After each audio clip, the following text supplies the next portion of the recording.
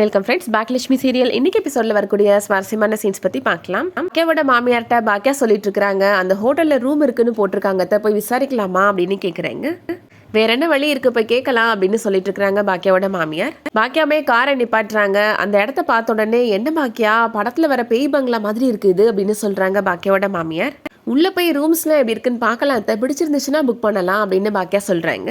Gate பக்கத்துல வாட்ச்மேனை பாக்குறப்பயே டெரரா இருக்குது அவங்களுக்கு. போகிற வழியில் 2 பேர் உட்காந்து சிகரெட் குடிச்சிட்டு இருக்கிறாங்க. என்ன பாக்கியா, நம்ம வரோன்னு தெரிஞ்சு இப்படி பண்ணிட்டு இருக்கிறாங்க அப்படின்னு சொல்லிட்டு இருக்கிறாங்க பாக்கியாவோட மாமியார். செல்வி சொல்றாங்க, அரண்டவன் கண்ணுக்கு இருண்டதெல்லாம் பேய்ன்னு சொல்லுவாங்க, அந்த மாதிரி பயந்துட்டே இருக்காதீங்கம்மா, வாங்கம்மா அப்படின்னு கூப்பிடுறாங்க. பாக்கியா ரிசப்ஷன்ல போய் ரூம்ஸ் இருக்கான்னு கேட்டுட்டு இருக்கிறாங்க. எங்களுக்கு 2 ரூம் வேணும் அப்படின்னு சொல்றாங்க. 2000 ரூபாமா ஒரு ரூமுக்கு அப்படின்னு சொல்றாங்க ரிசப்ஷன்ல. இதெல்லாம் ரொம்ப அதிகம் பாக்கியா அப்படின்னு சொல்லிட்டு இருக்கிறாங்க பாக்கியாவோட மாமியார். எழில் புக் பண்ண ரூம் இதை விட அதிகம் தான் அப்படின்னு சொல்றாங்க பாக்கியா. இப்போ சர்வெண்ட்டை கூப்பிட்டு அந்த ரூமை காமிக்க சொல்றாங்க. அந்த சர்வெண்ட் இப்போ கூப்பிட்டு போயிட்டு இருக்கிறாங்க. இன்னும் எவ்வளவு தூரம் தான் போகணும் அப்படின்னு பாக்கியா மாமியார் சொல்லிட்டு இருக்கிறாங்க. இன்னும் கொஞ்சம் மேலே ஏற வேண்டியது இருக்கு அப்படின்னு அந்த சர்வெண்ட் சொல்லிட்டு இருக்கிறாங்க. ஒரு வழியா ரூமுக்கு வந்துடுறாங்க. இன்னொரு ரூம் பக்கத்துலேயே தான் மேடம் இருக்கு அப்படின்னு சொல்றாங்க வந்தவங்க. அதையும் நீங்க ஓபன் பண்ணி வச்சிருங்க அப்படின்னு பாக்கியா சொல்லிட்டு இருக்கிறாங்க. பாக்கியா மாமியார் சொல்றாங்க, நீயும் இனியாவும் இங்கேயே ஸ்டே பண்ணிக்கோங்க, நாங்க பக்கத்து ரூம்ல தங்கிக்கிறோம் அப்படின்னு சொல்றாங்க. அப்ப பார்த்தா யாரோ கதவை தட்டுறாங்க. யார் பாக்கியா இந்த நேரத்துல அப்படின்னு பாக்கியா மாமியார் சொல்லிட்டு இருக்கிறாங்க. இருங்கத்தான் நான் போய் பாக்குறேன் அப்படின்னு சொல்லிட்டு கதவை ஓபன் பண்ணி பாக்குறாங்க. அங்க பார்த்தா போலீஸ்காரங்க வந்து நிக்கிறாங்க. அவங்கள பார்த்த உடனே எல்லாருமே கொஞ்சம் பயந்துடுறாங்க. போலீஸ்காரங்க பாக்கியாட்ட ஐடி வாங்கி செக் பண்றாங்க. இங்க சுத்தி பார்க்க வந்திருக்கிறீங்களா அப்படின்னு அங்க இருக்கிற போலீஸ்காரங்க கேக்குறாங்க. இல்ல, என்னோட பொண்ணோட அசைன்மெண்ட்காக வந்திருக்கிறோம் அப்படின்னு பாக்கியா சொல்றாங்க.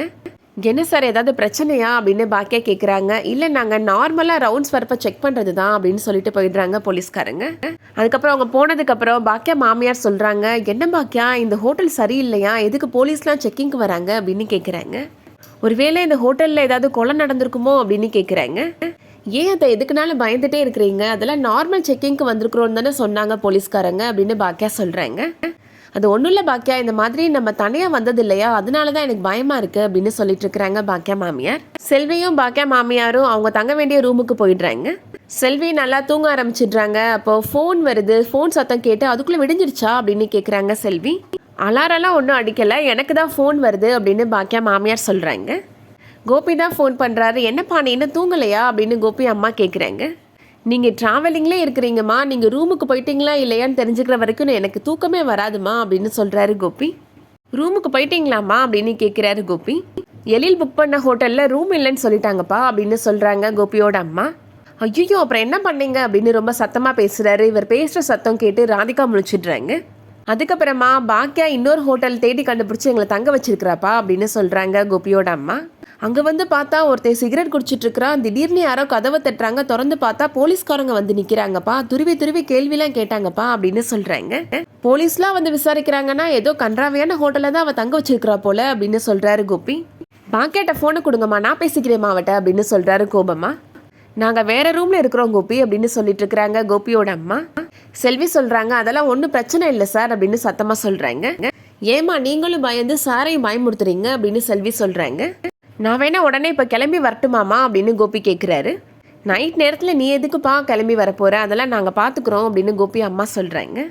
சரிம்மா, நீங்கள் டேப்லெட்லாம் போட்டிருப்பீங்க, தூங்குங்கம்மா அப்படின்னு சொல்கிறாரு கோபி. ஆனால் நான் நைட்டு ஃபுல்லாக தூங்க போகிறது இல்லைம்மா, இந்த ஃபோனை பிடிச்சிட்டு முடிச்சுட்டு தான் இருக்க போகிறேன் அப்படின்னு சொல்கிறாரு கோபி. பாக்கியா கோபிகிட்ட சொல்கிறாங்க, நான் வேணா உங்கள் லக்கேஜை பேக் பண்ணி கொடுக்கட்டுமா, நீங்கள் உங்கள் அம்மாவையும் பொண்ணையும் பார்க்க போகிறீங்களா அப்படின்னு கேட்குறாங்க. இங்கே இருந்துட்டு 24 மணி நேரமும் அவங்கள பற்றியே தான் யோசிச்சுட்டு இருப்பீங்களா அப்படின்னு கேட்குறாங்க. ஏதோ ஒரு ஹோட்டலில் ரூம் போட்டு தங்க வச்சிருக்கிறா, ஏதாவது பிரச்சனை வந்துச்சுன்னா என்ன ஆகுறது அப்படின்னு சொல்லிட்டு இருக்கிறாரு கோபி. நானும் மையும் இது வரைக்கும் நிறைய ஹோட்டலில் ஸ்டே பண்ணியிருக்கிறோம், அப்படி எந்த பிரச்சனையும் வந்தது கிடையாது அப்படின்னு சொல்கிறாங்க ராதிகா. நீங்கள் அங்கே போகணுன்னா கிளம்பி போங்க, ஆனால் மறுபடியும் இங்கே உங்களால் வர முடியாது அப்படின்னு சொல்லிடுறாங்க ராதிகா. இப்போ அந்த வீட்டில் என்னை சேர்த்துக்க மாட்டாங்க, இங்கேயும் சேர்த்துக்க மாட்டாங்கன்னா ரோட்டில் தான் நான் நிற்கணும் அப்படின்னு யோசிக்கிறாரு கோபி. அடுத்ததா இனியா பாக்கியாட்ட, என்னம்மா உனக்கு புதுசாக ஒரு இடத்துக்கு வந்திருக்கிறோம், உனக்கு பயமாவே இல்லையாம்மா, எப்படிம்மா ஹில் ஸ்டேஷன் வரைக்கும் ட்ரைவ் பண்ணிட்டு வந்த அப்படின்னு கேட்குறாங்க.